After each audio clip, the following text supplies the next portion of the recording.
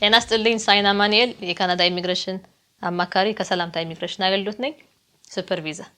ሱፐር ቪዛ የካናዳ ዜጋ ወይ ቋሚ ነዋሪ ለሆኑ ሰዎች ወላጆቻቸው ወይ አያቶቻቸው ለቪዚት መጥተው እንዲጠይቋቸው የሚፈቅድ ቪዛ ነው። ይሄ ሱፐር ቪዛ ከሌላ ለዘመድ ለጓደኛ እንዲጠይቁን ብለን ከሚሰጧቸው የቪዛ በምን እንደሚለይ ዛሬ በሰፊው ለማየት እንሞክራለን። እስከ መጨረሻ ተከታተሉ። ቪዛ ስንል ሁለት አይነት ቪዛ ነው ያለው። አንደኛው ቋሚ ቪዛ ነው፣ ፐርማነንት ሬሲደንት ወይ ፒአር የምንለው አንድ ሰው ለቋሚ ለመኖር ወደ ካናዳ ሲመጣ የሚሰጠው ቪዛ ማለት ነው። ሁለተኛው ጊዜያዊ ቴምፖራሪ ሬዚደንት ቪዛ ወይ ቲአርቪ የምንለው ጊዜያዊ፣ እንደ ስሙ ጊዜያዊ ነው። የተፈቀደለት ጊዜ ሲያልቅ የሚመለስ ማለት ነው። ስለዚህ የትም ዓለም የሚኖር አንድ ሰው ለጊዜያዊ ቪዛ ሲያመለክት ፓስፖርት አለው ማለት ነው። ባለ ፓስፖርት ነው በጊዜያዊ ማመልከት የሚችለው። ይሄ ቪዚተር ቪዛ ለራሱ ደግሞ ሁለት የተለያዩ አይነቶች አሉ። አንደኛው ሬጉላር ቪዚተር ቪዛ ወይም ተራ የጉብኝት ቪዛ እንበለው። ሁለተኛው ደግሞ ሱፐር ቪዛ። ይሄ ሱፐር ቪዛ ለወላጅ ወይም ለአያት ብቻ ነው የሚቻለው። ልዩነቱ ምንድነው?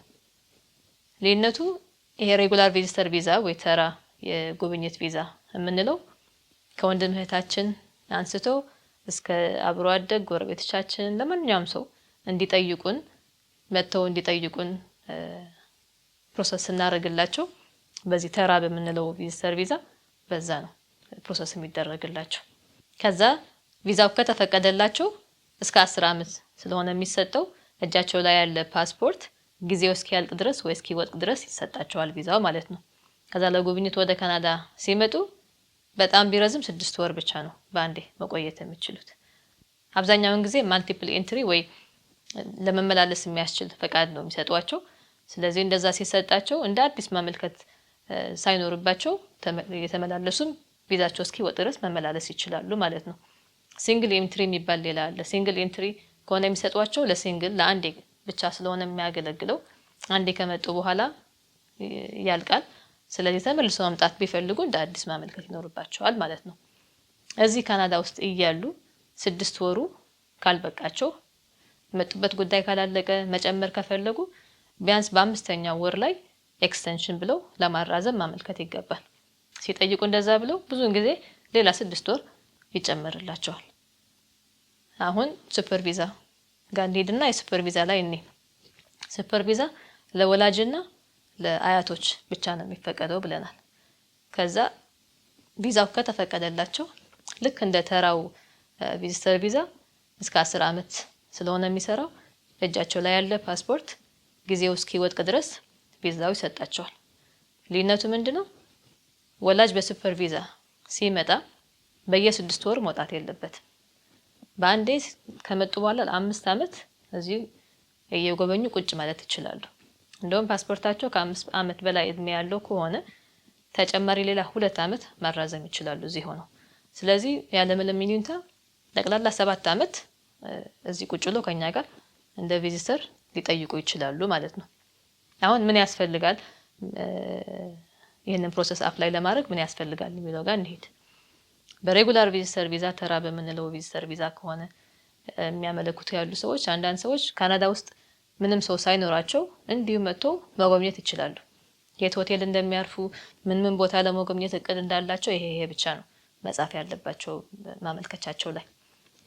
ሰው ለመጠየቅ የሚመጡ ሰዎች ደግሞ ከሚጠይቁት ሰው ኢንቪቴሽን ወይ መጋበዣ ደብዳቤ እና ያ የሚጋብዛቸው ሰው ገቢው የሚያሳይ ተወሰኑ ነገሮችን ሰነዶች ያቀርባሉ ማለት ነው። ይሄ ተራ የምንለው ሬጉላር ቪዚተር ቪዛ በዛ ሲያመለክት አንድ ሰው እዚህ ካናዳ ያለው ሰው ያ መጋበዣ የሚልክላቸው ሰው የዛ ሁኔታ አይደለም የሚታየው። ቪዛ ኦፊሰሩ የሚገመግመው የዛ ያመለከተ ያለው ደርሼ ልመጣ ነው ልጠይቅ ነው ብሎ የሚያመለክት ያለው ሰው ሁኔታ ነው የሚገመግመው። ምንም የሚያውቀው ሰው ሳይኖር እንኳን እንዲህ መምጣት ይችላል እያልን ነው። ስለዚህ እዚህ ያለ ሰው የሚልከው የመጋበዣ ደብዳቤ ብዙም ግምት አይሰጠውም። ስለዚህ ቪዛ ኦፊሰሩ ያ የሚያመለክት ያለው ሰው የተፈቀደለት ጊዜ ካለቀ በኋላ ቪዚት ሲጨርስ የእውነት ተመልሶ ወደ ሀገሩ ይሄዳል ወይ? ሀገሩ ምን ትቶ ነው እየመጣ ያለው? የተደላደለ ኑሮ ነው ያለው? ንብረት አለው? ታማኝ ነው ወይ ይሄ ሰው? ካሁን በፊት ደህና የሰለጠነ ሀገር ላይ ደርሶ ጥገኝነት ሳይጠይቅ ምን ሳይል ቀኑን ሳያሳልፍ በጊዜ በሰላም ወደ ሀገሩ ተመልሶ ያውቃል ወይ? አሁንስ ሀገሩ እንዴት ነው ያለው? ለምሳሌ ሱዳናዊ ወይ አፍጋኒስታዊ ሆኖ ካሁን በፊት የሰለጠነ ሀገር አሜሪካም ደርሶ የተመለሰ ቢሆን አሁን ካለበት ቦታ ሆኖ ለቪዚት ልመጣ ነው ወደ ካናዳ ብሎ ቢያመለክት ጊዜው ካለቀ በኋላ ተመልሶ ለመሄድ ምን ያህል ችሎታ አለው? ያንን ግምት ውስጥ ለሚያስገቡ ላይሰጡት ይችላሉ። ስለዚህ ወደ አገሩ ለመመለስ አንድ ሰው ምን የሚያጓጓው ነገር አለ? ምን ትቶ መጥቷል? ስራ፣ ንብረት፣ ቢዝነስ፣ ቤተሰብ፣ ልጆች፣ ትዳር ምን ትቶ ስለመጣ ነው ለመመለስ የሚያጓጓው ነገር? ይሄንን ይመረምራሉ። ከአፍሪካ የሚመጣ ሰው በትልቁ ያው ፀሐይዋን ትቶ እየመጣ ነው። አሁን ዊንተር ላይ ነው ያለነው በዚህ ብርድ። ትልቅ ሰዎች በተለይ እዚህ ለመቆየት አያጓጓቸውም። ስለዚህ ተመልሰው ይሄዳሉ።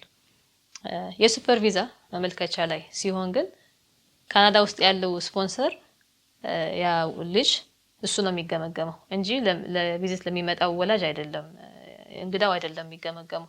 የእንግዳው የወላጅ የሱ ሁኔታ ግምት ውስጥ አይገባም።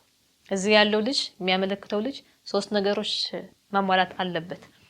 1 ገቢው፣ አመታዊ ገቢው። 2 ወላጆቹ መሆኑን የሚያሳይ ሰነድ ያስፈልጋል። 3 ሜዲካል ኢንሹራንስ፣ የሕክምና ኢንሹራንስ ያስፈልጋል። እነዚህ 3 ነገሮች ካሟላ ቪዛው ለማግኘት ያለው ችሎታ ከፍ ያለ ነው። እንደ ኢሚግሬሽን የህግ ባለሙያ ስለሆንኩኝ ጋራንቲ መስጠት ስለማልችል ነው ይሄን እያልኩ ያለሁት እንጂ በእኛ በኩል ያመለከትንላቸው እነዚህ 3 ነገሮች ያሟሉ ሪጀክት ሲባለው አይቻላቅም። ይሄን ስል ግን የሴኩሪቲ የጸጥታና የሕክምና ምርመራ ካለፉ በኋላ ማለት ነው። ማመልከቻው አንዴ እንዳስገባ ነው ወዲያው የሚመጣ አንድ መልእክት አለ። ባዮሜትሪክ ወይ አሻራ አድርጉ 30 ቀን ሰጥተናቸዋል የሚል ወረቀት ይመጣል። ይሄ ባዮሜትሪክ በሬጉላር ቪዚተር ቪዛ ተራ በምንለው በዛም ለሚያመለክት ለሁሉም ነው የሚመጣለት። ይሄ አሻራ የማይሰጥበት ቦታዎች አሉ። ኢትዮጵያ ውስጥ አለ፣ ኡጋንዳ፣ ኬንያ፣ ዱባይ እነዚህ ቦታዎች ላይ አሉ። ስለዚህ አንድ ሰው በወላጅም ይሁን ወይ ተራ ቪዚተር ቪዛ የሚያመለክት ሰው በ30 ቀናት ውስጥ ይሄን እንደሚጠበቅበት ይሄን ማወቅ አለበት። ቀጠሮን ይዝለታለን። ባለበት ቦታ ግማሽ ሰዓት 1 ሰዓት ነው ቢፈጅበት ወዲያው የሚደረግ ነገር ነው። ከዛ በኋላ ሜዲካል አድርግ የሚል መልእክት ይመጣል። ሜዲካል በሱፐር ቪዛ ለሚያመለክት ወላጅ ብቻ ነው የሚጠየቀው እንጂ በተራ ቪዚተር ቪዛ ለሚያመለክት ሰው ሜዲካል አይጠየቅም። እነዚህ 2 ነገሮች ግምት ውስጥ አስገብታችሁ አንድ ምሳሌ ልስጣችሁ። ለምሳሌ አሁን አንድ ካናዳ ውስጥ ያለች ሴት ባለትዳር ወላጆቿን ለማምጣት ፈለገች በሱፐር ቪዛ እንዲጎበኙ። መጀመሪያ የሚያስፈልጋት ገቢ ነው ብለናል። በገቢዋን ጀምር። የስንት ሰው ገቢ ነው የሚያስፈልጋት? ራሷን 1 ብላ ትቆጥራለች። ባለቤቷ 2 ልጆች የላቸውም እንበል። አባትም እናቱን ነው ማምጣት የፈለገችው። ስለዚህ ወላጆቿ ሲጨመሩ 4 ሆነዋል። እዚህ ጋር 4 የቤተሰብ አባል ያለው ሰው ምን ያህል አመታዊ ገቢ ያስፈልገዋል? እዚህ ጋር ተጽፋለች። ይሄ ስለሚቀያየር ብዙ ጊዜ ሁል ጊዜ ቼክ ማድረግ ያስፈልጋል። ለዚህ ለ4 56724 አመታዊ ገቢ ያስፈልጋል። ይሄ ታክስ አሰስመንቱ ላይ ነው የሚታየው። የብቻዋ የራሷ ገቢ ይሄን ያህል ካልሞላ የባለቤቷን ገቢ አብረን መደመር እንችላለን። የሁለቱም ተደምሮ ቢያንስ ይሄን ያህል ከመጣ 56724 ከመጣ አልፈዋል ማለት ነው። በዚህ አጋጣሚ ማለት የምፈልገው የወንድማማች የእህት የወንድም ገቢ አይደመርም። እዚህ ካናዳ ውስጥ ያሉ 2-3 ወንድማማች አንድ ላይ ሆነው ወላጅ ለማምጣት ገቢያቸው እንደዚህ ደምሮ ማምጣት አይችሉም ወላጆቻቸው። ስለዚህ የባልና ሚስት ብቻ ነው መደመር የምንችለው። በተረፈ ወንድም እህት ከሆነ የራሳቸው ነው የሚታየው። ሁለተኛ የሚያስፈልገው ወላጅ መሆኑን የሚያሳይ ሰነድ ያስፈልጋል። የአባት ቀላል ነው። የአብዛኛው የካናዳ ሰነዶች ላይ የአባት ስም ስለምናገኘው ቀላል ነው። የእናት ስም ያለበት ወረቀት ማግኘት ነው ከባድ። የእናት ስም የራሷ የልደት ወረቀት ላይ ወይ ደግሞ ልጅ እያለች የክትባት ወረቀት ላይ የእናት ስም ይጻፋል። እንደዚህ ነገሮች መፈለግ አለበት። እነዚህ ነገሮች ማቅረብ ካልቻለች ቢያንስ አባት አረጋግጠናል የካናዳ አይዲዩ ላይ ስላለ። ስለዚህ የእናቷ ስም ያለበት ወረቀት ማቅረብ ካልቻለች አትሊስት እኚህ እናት ከአባቷ ጋር ትዳር እንዳላቸው የሚያሳይ ነገር ማቅረብ ትችላለች። ስለዚህ ወላጅ እናት መሆናቸው መረጋገጥ ባንችልም እኚህ እናት አባቷን ስላገቡ ቢያንስ የእንጀራ እናት ናቸው። የእንጀራ እናት ማምጣት ደግሞ ይቻላል። ስለዚህ እንደዚህ አድርገን ጀምረዋለን ፕሮሰሱ ማለት ነው። ሶስተኛ የሚያስፈልገው ነገር ሜዲካል ኢንሹራንስ ቢያንስ የ1 አመት 100,000 አካባቢ የሚሸፍን የአንድ አመት ኢንሹራንስ አስቀድሞ መከፈል አለበት። ይሄ ኢንሹራንስ ያላቸውን የቆየ በሽታ እድሜያቸው ግምት ውስጥ አስገብቶ ነው የሚሰጧቸው። ምናልባት 2000 አካባቢ ይሆናል አንድ ሰው የሚከፈለው። ይሄ ኢንሹራንስ እዚህ መተው ያላቸውን በሽታ ሊታከሙበት አይችሉም። እዚህ ለሚያጋጥማቸው ነገር ጉንፋን ቢይዛቸው ወይ በረዶ ላይ ቢንሸራተቱ ይሆን እዚህ የሚያጋጥማቸው በሽታ ብቻ ነው እንዲታከሙ የሚፈቅድላቸው። በማንኛውም ምክንያት ቪዛ ባይሰጣቸው ወይ ቪዛ ካገኙ በኋላ መምጣት ባይፈልጉ ለኢንሹራንስ የከፈሉት ሂሳብ 100% ይመለስላቸዋል። ወይ አንድ አመት ሳይሞላቸው መመለስ ቢፈልጉ እዚህ የቆዩበት ወራት ያንን ብቻ ተቀንሶ የቀረውን ይመልስላቸዋል ኢንሹራንስ። የማይመለሰው ለካናዳ ኢሚግሬሽን የሚከፈለው ሂሳብና ለኛ ኦፊስ የሚከፈለው ሂሳብ አይመለስም። ያው ለአገልግሎት ስለሆነ የምትከፍሉት አገልግሎት ለተሰጠ አይመለስም። ሌላ አንድ በሱፐር ቪዛ የተሳካለት ወላጅ ወደ ካናዳ ሲመጣ ይሄ ለአንድ አመት የከፈለበት ኢንሹራንስ በእጁ ይዘው መምጣት አለበት። ኤርፖርት ላይ ካናዳ ኤርፖርት ሲገባ ያንን ወረቀት ስለሚጠይቁት።